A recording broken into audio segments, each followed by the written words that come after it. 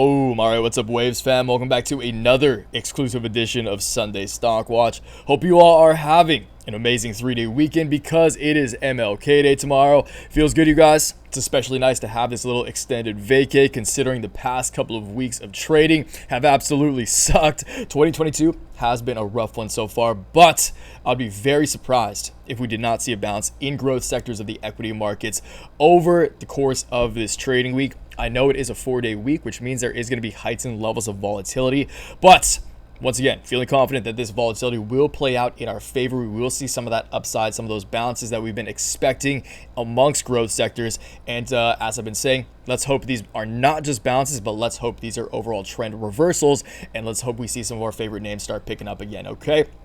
Of course, we will dive into the charts.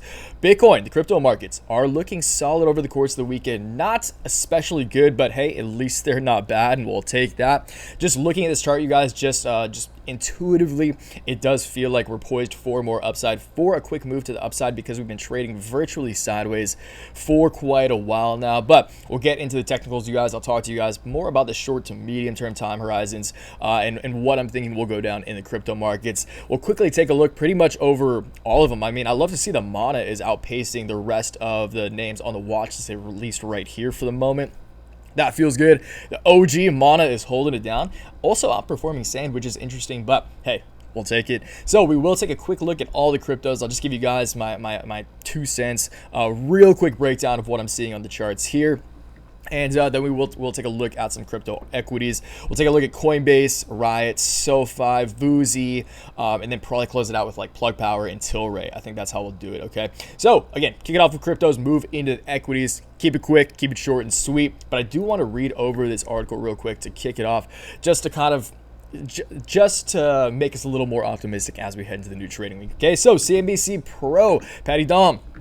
When profits boom like they did in 2021, the stock market usually does well in the following year. Corporate earnings grew at an unprecedented pace in 2021, and in years with big profit gains, both the stock markets and earnings do well in the following year historically. The estimated 44.1% growth in the S&P operating earnings per share in 2021 was the highest of any year going back to 1988. The first year comparable data was available, according to Sam Stovall, chief investment strategist at CFRA. Stovall said, in the 10 years of highest profit growth, when earnings grew between 15.5 and 39.9%, stocks were higher 70% of the time in the following year and gained an average of 12.5%, which is, I mean, liking those odds. Take those odds any day. Earnings growth averaged 13.1% in those 10 years following, and revenue growth averaged 7.9%. So here's a little here's a little chart of that S&P 500 earnings growth and following year performance. Again, 70%, solid hit rate. Quote to close it out: the conclusion that as good years follow great years. I like that. Simple but sweet. Things just don't fall off of a cliff after good years, he said. They tend to persist in the subsequent year. It doesn't mean that volatility cannot be elevated, but in the end, you typically end up having good years. So again, last year was a great year because it followed a terrible year in 2020. Therefore, it's a little the bar set very low, so it's not as hard to have a great year. Okay, it's hard to have a great year following a good year, but again, it's not too tough to have a great year following a terrible year. All right, and then again, as you said, after a great year, you usually don't just come to a screeching halt, right? You don't just fall off a cliff. You kind of slow down. Maybe 2023 will be rough because, again, interest rates are rising. They're tapering the bond purchases. The Fed is taking, again, the Fed's hand is on their sword. They are taking action towards slowing the pretty rampant and still hot inflation. But that will take time. Again, you can't because these financial markets are such large ships. You can't just drop anchor and expect them to stop right there. You got to slow them down slowly but surely. So again, this year will likely be decent. Again, just historically speaking, from an odds perspective, just weighing out the odds, historically speaking, this year should be good. Again, I personally don't think it's great. I don't think, as I've been saying, I do not think this year the price action we've seen in growth sectors, like we saw parabolic rallies amongst growth sectors this time last year. Unfortunately, I don't think that's going to be the case, but I do think we will see a bounce back because growth sectors have gotten so damn sold off over the point of rationale, beyond rhyme or reason. There's just a lot of fear and despair within these markets. So I am expecting a bounce once again. And as we know, the crypto markets are a good precursor to what the equity markets may be doing. And I like to see green on my watch list right now as we're recording at least. Okay, so time of recording is 12:30 p.m. Hawaii Standard Time on Sunday, just so you guys know that in case you're watching. I might make this, maybe I'll make this public tomorrow on MLK Day. I'll make this public to everybody, but we'll see. You guys always get it first. Shout out to the True Waves fam, all right? Anyway, Bitcoin is, again, looking decent over the course of this weekend. So short term, we are on the 4-hour charts right now. Bitcoin is printing somewhat of a little bullish pennant, okay? I mean, bullish pennants, symmetrical triangles usually resolve themselves in the direction of the overall trend. So let's hope that this isn't going down. Let's hope that because we are in a downtrend, the symmetrical triangle does not fall to the upside. But again, just because there's been so much, again, despair in the markets, the Bitcoin fear and greed index is still hovering. I don't have it up right now, but I think it's around like 25 now or something. It's not 18 anymore. It's probably like 25, 30 because I just checked it maybe a couple days ago. So that might be day to day. I should have just had it up right now, but you guys can go check it for yourself. Bitcoin fear and greed index is always a good gauge of what just general sentiment across growth markets and risk on markets is. But regardless, Bitcoin, because we have been in such a fearful environment, I do have faith that this symmetrical triangle will play out as a bullish pennant, not a bearish pennant, and we will see a breakout to the upside, likely when a lot of you guys may be watching this, okay? So this thing, the like solid line of support here dating back to January 10th. So over the past few days, almost a week now, actually, we have been seeing this solid little uptrend, and let's hope once again this short-term symmetrical triangle does play out to the upside. You guys let me know in the comments down below whenever you may be watching this if we broke out to the upside. In the case that we do break out, we are gonna at some point, I know for a fact we have to test this line of resistance. Let's actually go to the daily real quick here.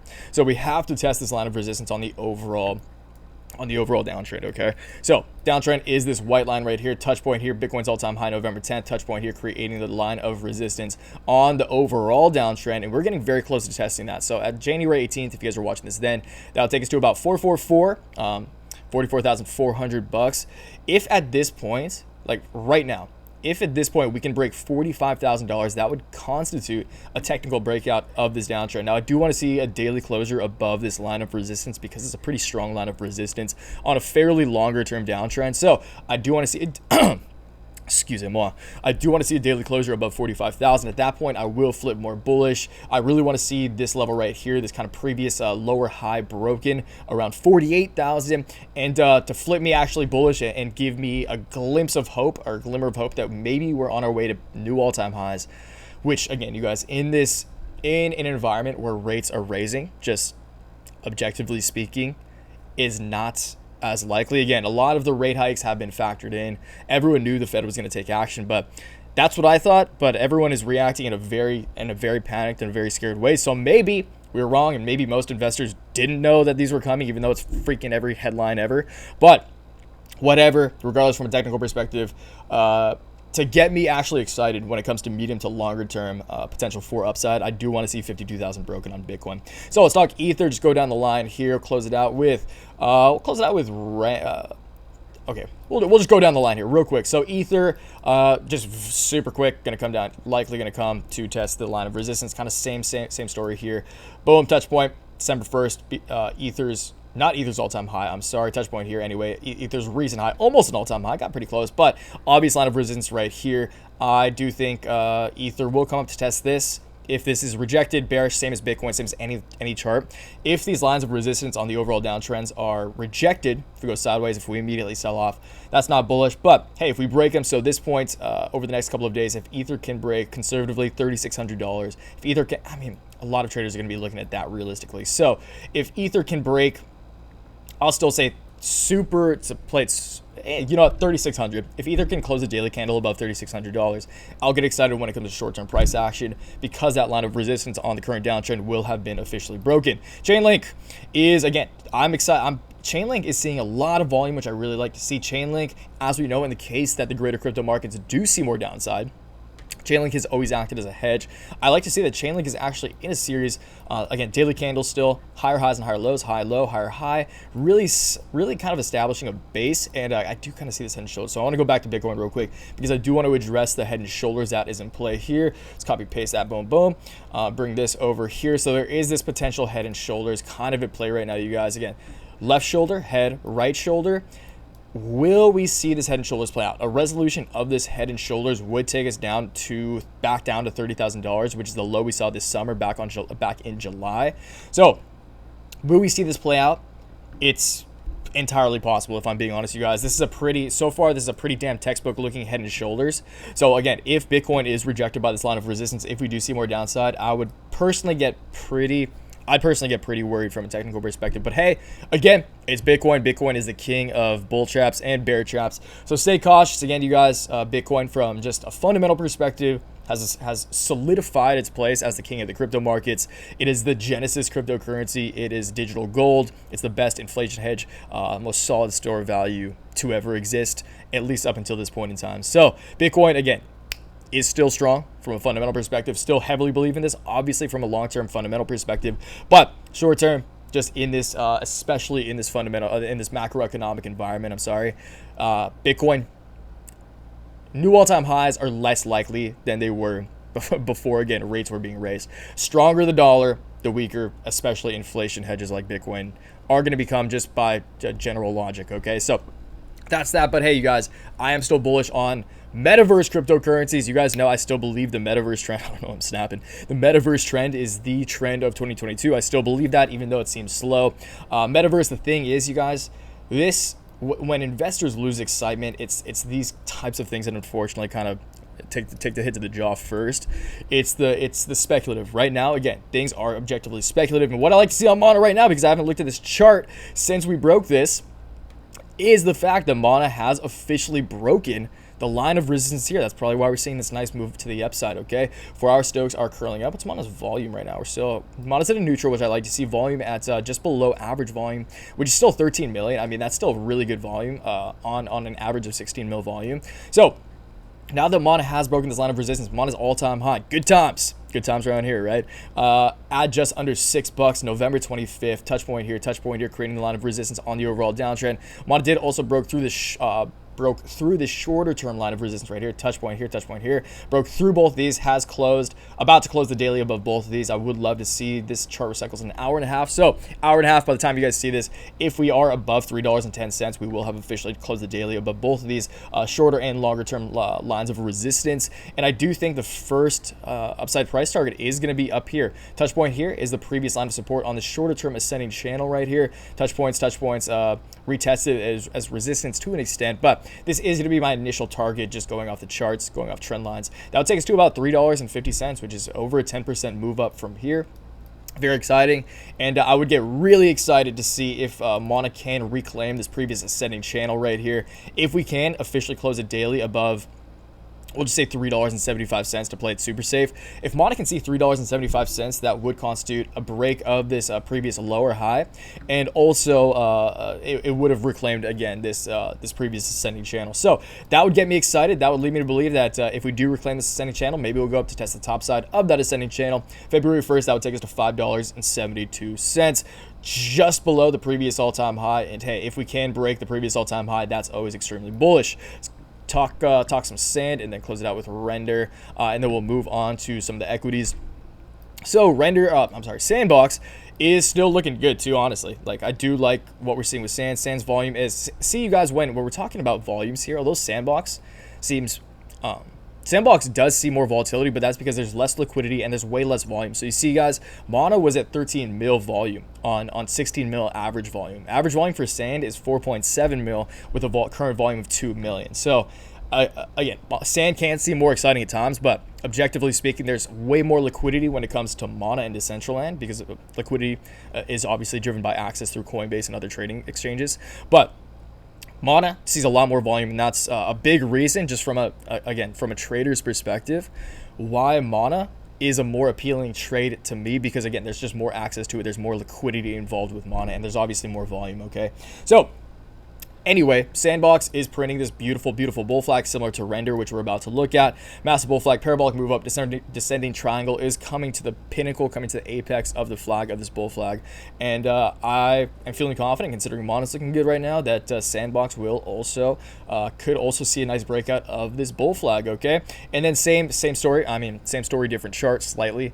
I do think the first target here is to retest, is to test this previous line of support on this ascending channel. New resistance, same thing. If Sandbox can break back into this ascending channel, that would get me bullish. And hey, February 1st, that could take us back to double digits. Let's talk Render. Render, kind of same. Jeez, there's a lot going on here. Render, again, similar chart, different story. Let's get rid of that because it looks a little congested. We can get rid of all these lines. So Render is still below both lines of resistance. Render for me to get, but also still in a massive bull flag. Okay, parabolic move up, descending triangle. Render is just such a promising project. The volume we're still seeing on Render, what's Render's volume? So Render is at a 2 mil volume on average volume of 1 mil, which is pretty, that's for how much smaller Render is than plays like Mana and Sand. That's very impressive volume. And for like how little access most people have to Render, I still see so many questions on how to get Render. Address that now. Render, you can get this on Gemini. I believe Gemini started offering it whenever I made that video like a couple of weeks, 2 weeks ago maybe. Gemini started offering Render. But I personally convert Ether to it through like a Coinbase wallet. That's how I personally get Render. So if you have a wallet app that you can convert ERC20 tokens on, like the Coinbase wallet, you can convert Ether to Render or whatever altcoin you want to Render token. Okay, so just pitch that right now. But Render, short term, if we can't see a break of the short term resistance, obviously bullish. If we see a break of that, I do think we will come up to test this longer term line of resistance in this very, very clean textbook descending triangle. Again, you guys, the reason bull flags are bull flags, parabolic move up brings the attention. Again, bubble pops, capitulation, go through that short-term hype cycle, the wheel of emotions on a kind of a more compressed time horizon here. But right now, when we see this solid base, that means that there are not many sellers around here. So once we get down to this base, again, over here, touch point, bounced up, over here, going flat, not going below this, which I really like to see. So again, can a curveball get thrown? Can we see this thing just crank to the downside? Absolutely. But do I think that's the case? No, because we do have a solid support. We do have still excitement around this. Render is rendering the metaverse. They are GPU rendering software. This is a play of its own. This is the only one of its kind, and I've heard very good things from very people much more successful than I am, who I trust the judgment of more than myself in these markets. And a Render is an extremely appealing token to me, especially considering it's only at a $1 billion, actually sub-billion dollar market cap following these corrections. Okay, so Render, do still think we'll break out of this bull flag. Will it take a little bit of time? Could it go to the end of February? Technically, yeah. The tip of this is early February, so maybe it takes some time for that second wave to hit, for this bull flag to resolve itself to the upside. But am I bullish? Am I confident that will happen? Yes, and that's why I hold a massive bag of Render. Okay, so that's Render. We'll talk Coinbase. Where the heck is we'll talk Riot. We'll just take a look at Riot, Coinbase, SOFI, VUZix, and then tlry plug, close it out. Okay, so Riot, obvious downtrend. Again, because I think growth sectors are going to pop, I think Riot will come up here to test the downtrend. If this happens, what's today? What is today? January 14th. So if on Wednesday would be the 20th, if we can see a real nice bounce up, say Bitcoin rips over MLK Day, see a little MLK Day miracle, that'll take right all the way up to $25. Now, how likely is that over the course of 2 days? Not very in this market, but maybe by the end of this trading week, which would be, what's the end of the trading week? 21st? So over the course of this 4-day trading week, best case scenario, I think for Riot, if it perfectly tests it, would be exactly $25, which is very satisfying, which is why I'll go with that. Friday of this trading week, of this 4-day trading week, best case scenario for Riot is $25, and I honestly think that's possible in the case, once again, that Bitcoin does perform well. So let's take a look at Coinbase, SOFI, and then we'll take a look at Plug Power and tlry. Yeah, there we go. Okay, so Coinbase, obvious line of resistance again, but I do like to see the crypto markets picking up. When the crypto markets do well, Coinbase as well. I just saw on Friday too, last Friday, Mr. Kevin O'Leary, I can't remember, it's probably CNBC. Kevin O'Leary said Coinbase was his #1 stock pick of 2022. The sour shark himself. I actually really like Kevin O'Leary. When you watch like YouTube content and stuff, you like him a lot more than you do on Shark Tank. He's kind of playing like the Simon Cowell character to an extent. But Kevin O'Leary, smart guy, obviously obviously a competent businessman and a market participant. So Coinbase, I do like that as a pick. Again, Coinbase to me is an easy $1 trillion company considering it's 50 billion right now.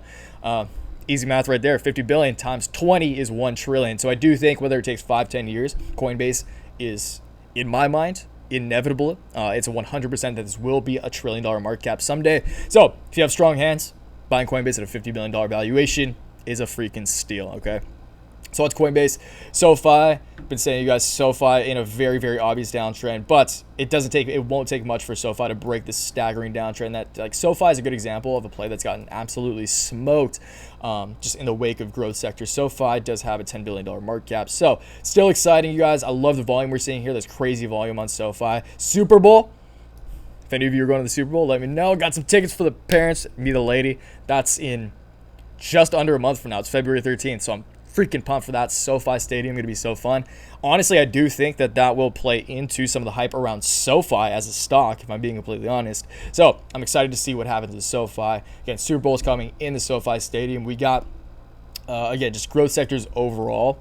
I do think we'll see a bounce just because they've gotten so freaking beaten down. Like I said this in the newsletter, if you guys remember on Friday, like SoFi is a great example of a stock that has completely reverted to the mean and revisited the initial high of its rally. So SoFi is way back where it was over a year ago now. It's just completely erased these gains. It's at its lowest point in a year, which again you can justify. But I believe Morningstar gave SoFi a fair value rating of like $22, and I think that's entirely possible just looking at the repetition of this pattern. Again, you guys, when you look at this, it's anyone with the most mediocre pattern recognition skills could say that this is probably going to start making its way back up again, just looking at this, okay? So that's SoFi.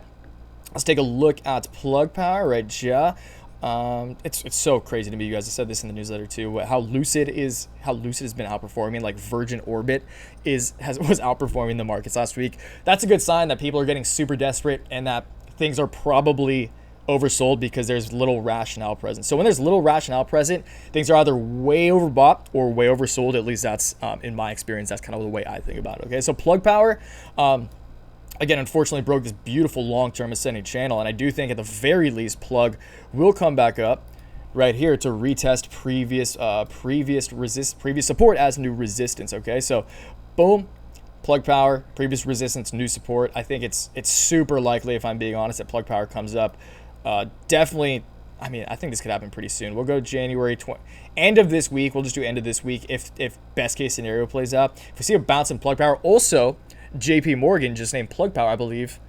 I wish I had this article. JP Morgan just named Plug Power one of their 2 stock picks for the rest of January, which I really like. Okay, so, and I also did at the beginning of January. Now, how has that played out? Terribly, but so the whole growth, like, you guys, the whole growth markets have gotten absolutely smoked. But again, always looking forward. I like the fact that JPM gave, obviously freaking JP Morgan Chase.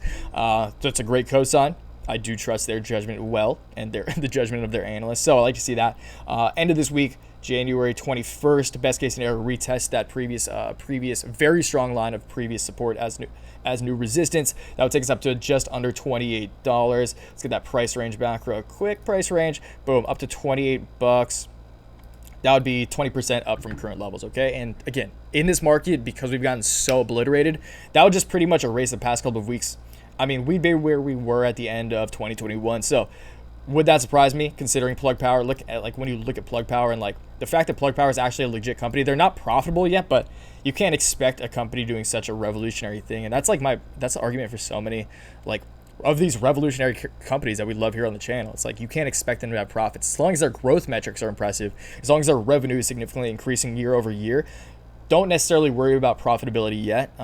And again, I think that's what a lot of people are getting excessively worried about right now and beyond the point of rationale, okay? So Plug Power, obviously, again, along with the rest of the growth markets, a lot of charts look like this, but super oversold. Just, again, you can't justify how oversold, how just beaten down a lot of these have gotten, especially when they have strong fundamentals like a lot of the names we're talking about today. And yeah, I'm excited to see these things bounce, and I think they will this week. So goes out with tlry. I do have that on the bottom. So tlry is looking like it wants to bounce too. Again, tlry crushed earnings last week. That's where you see this little volume spike. They did really well, moved up in earnings. Again, another testament to the irrational behavior of this current market. Great earnings, great year-over-year metrics. Again, tlry consumed Afria. They did acquire Afria, both another great company that I really like. So tlry, it's a fun play right now. It's a safe play. Like, even if tech is still seeing a little pain, tlry is not a tech company. It is a direct-to-consumer, like kind of a direct-to-consumer company. Obviously, distribution in many aspects of the cannabis realms, but tlry, purely from a technical perspective, has gotten absolutely beaten down. Like, when you look at this chart is staggering for tlry. Tlry currently at a market cap of $3.2 billion. Exactly. It's nice to see. Satisfying. But tlry is definitely more valuable than this. I believe Morningstar gave tlry a fair value of $13, which is pretty much a 2x from here. And yeah, that's, I mean, tlry is so ridiculously oversold at this moment that I think it's almost inevitable that we see a bounce to come up and at least test this line of longer term resistance. June 8th, obvious touch point. Next touch point right here, creating a very, very evident line of resistance. I do think that over time, February 1st, we can see a bounce to at least $9.50-ish, representing a 40% move up from current levels. Okay, so that's tlry. Excited about tlry. Excited about just to see how tomorrow plays out. Again, let me know in the comments down below what you guys are excited about in the markets. Do you think we're going to bounce this week? What crypto player are you excited about? Whatever you guys want to talk about, because you guys do get exclusive freaking bot free comments. And I think I probably will. I'll give this to you guys today, and then I'll just make it public maybe tomorrow morning or something, just to the rest of the YouTube fam. But again, hope you guys had an amazing weekend. Hope you guys are excited for this 4-day trading week ahead. Stay on your toes, stay safe out there, and stay optimistic, all right? So I'll catch you guys downstairs in the comments. Until next time, always remember, take action, make waves. Peace.